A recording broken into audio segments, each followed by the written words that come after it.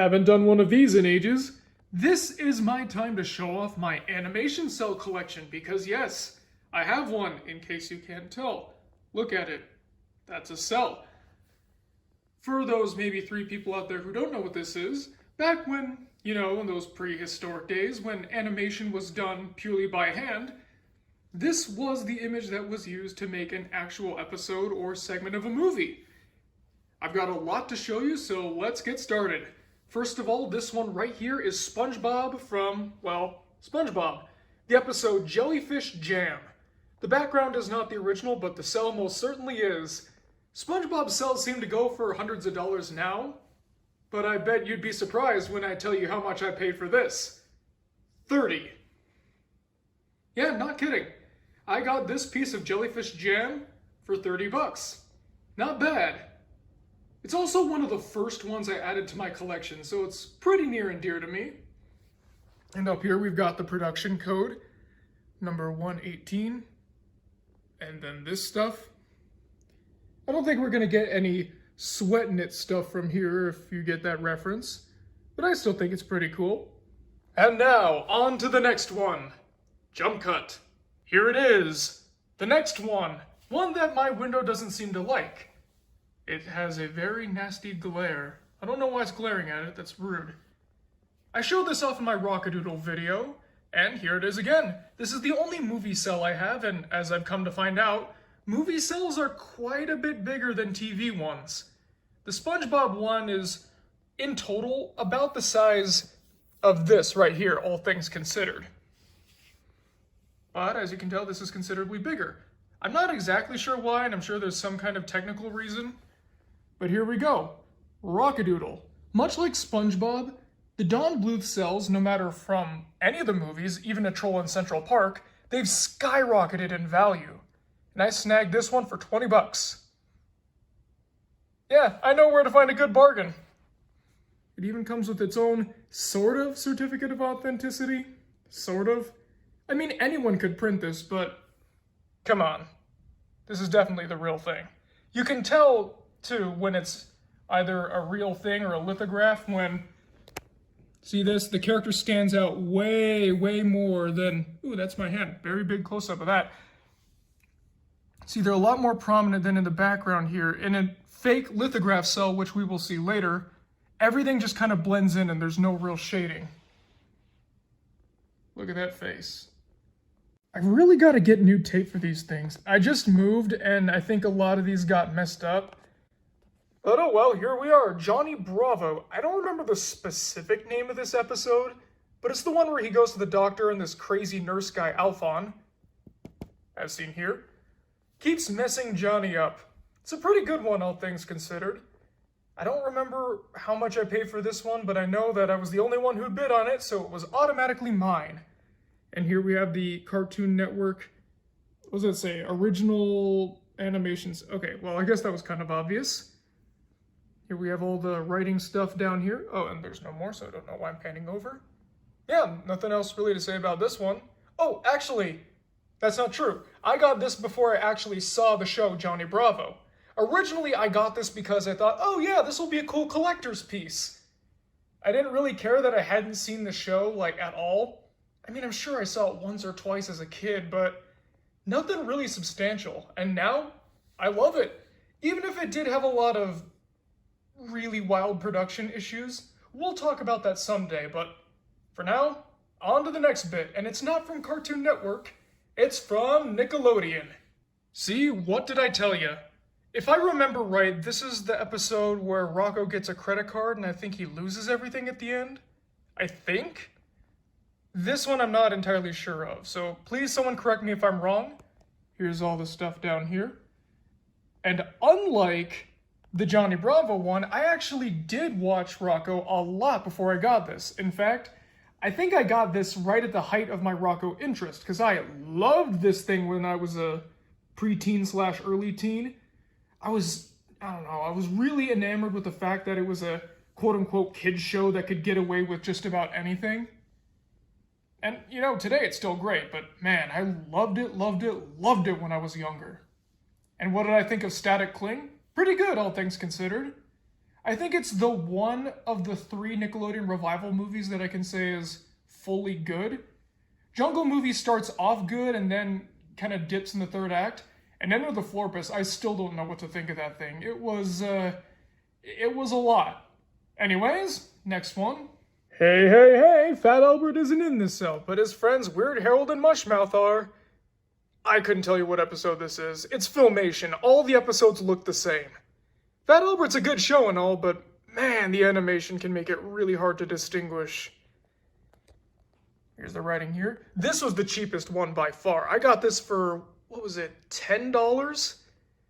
And it's gone up dramatically since.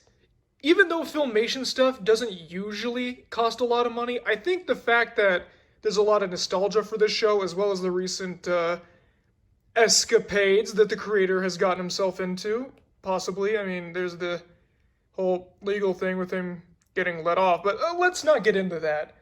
I think that might be why these are a lot more expensive now, but hey, look at it. It's in my possession. I'm happy to have it. Come on in. It's time to party with the best Garfield show that there ever was and ever will be, and you can't change my mind. Episode Box of Fun. It's Garfield Noti. What else do you want me to say? I gotta say, for a late 80s animated show like this, I'm really surprised with how well the animation turned out. Even in the last season where there was apparently a lot of budget issues, it always looked really good. There we go, had to show that off. On to the next. Oh boy, this is a cell that comes with a story, and no, it's not about how Fred got cut in half here. It's about something else. When I first bought this thing, it was billed as the Flintstones. Just the Flintstones, straight up. And I knew right away that wasn't true, considering that Barney's wearing purple here, and the colors are all bright, and there's this thing.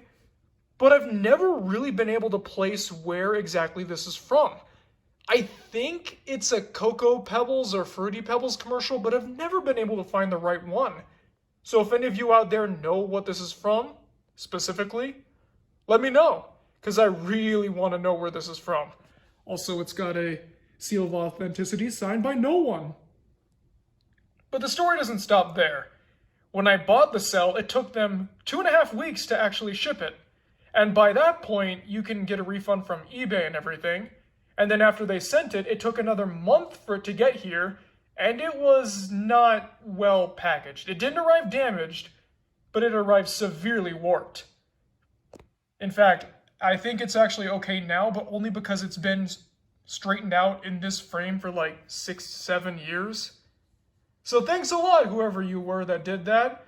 You made getting this cell a lot harder than it needed to be. Another Nickelodeon cell, and this one is very crooked from the move. A Ren and Stimpy cell. I used to not know what this was for the longest time. What episode specifically? I knew it was Ren and Stimpy. For one, I wrote it here. I think this dates back to freshman year? I don't know. Freshman year of high school, that's when I got it, I think. Anyways, this episode is Jiminy Lummox. An episode I haven't seen in ages, so I can't tell you what's going on. But here it is. Nickelodeon seal. Indescribable and unintelligible scrawl right here. And faded numbering here. What's not to love, right? Hey look, it's that thing we covered on Versus the Network. Dilbert. I'm just kidding, it's the UPN animated semi-hit Dilbert. And the episode that this cell comes from is The Merger, but you wouldn't know that just by looking at it because, well, let's see if you Dilbert viewers can see the problem here. This is from the episode The Merger, this is from the baseball episode, and this is from nothing. I don't think that picture shows up once in the entire show. Also, take a look at the pointy hair boss, Dilbert, and all the others here. You notice something different about them compared to Dogbert? Well, Dogbert is the only thing that's on this cell. The others are the background. Notice how they blend in too well here, and Dogbert stands out? That's usually how you can tell what's actually painted and is on celluloid and what's just printed.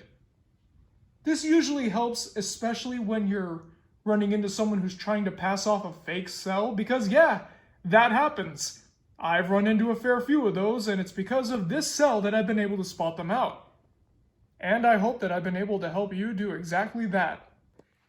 Hey, what's up, Doc? That's how Bugs Bunny sounds, right? This is actually not from Looney Tunes exactly. It's from the Quackbusters theatrical package film thing. But yeah, here it is. One of the more expensive ones, I think. It was like $65 or something. But it's Warner Brothers official, and here's all the writing at the bottom to possibly prove it. I mean, I guess you could kind of forge it, but let's not think about that. The only anime cell that I have, unless you count Fat Albert, it's Kidomaru of the Sound 4 from Naruto. I loved Naruto a lot when I was younger, and I recently started to revisit it, and it's good. I have some problems with it, like how I hate all three of the main characters. And Shippuden's just really, really boring.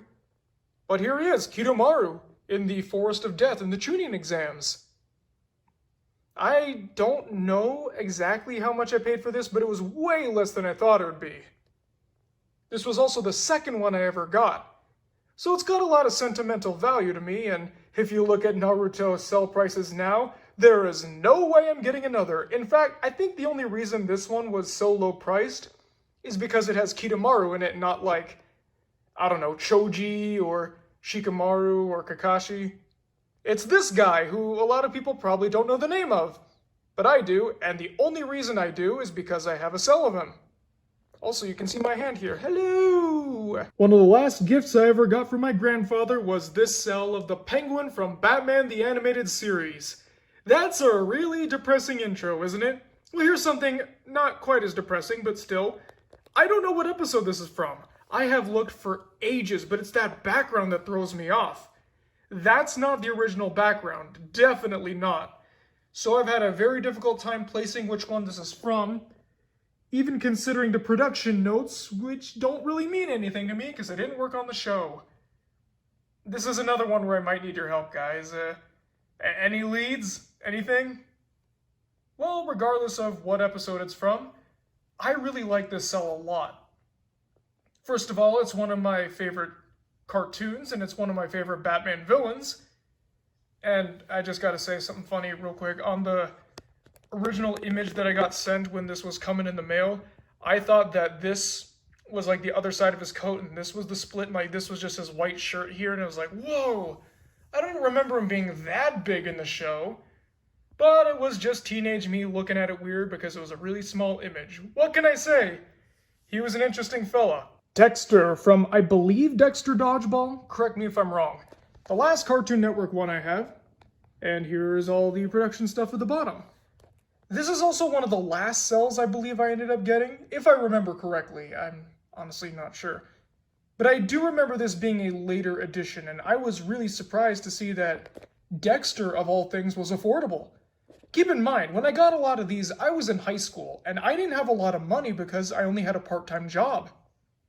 So the fact I was able to get a Dexter, not bad for someone like me who just really wanted all these pieces of animation history.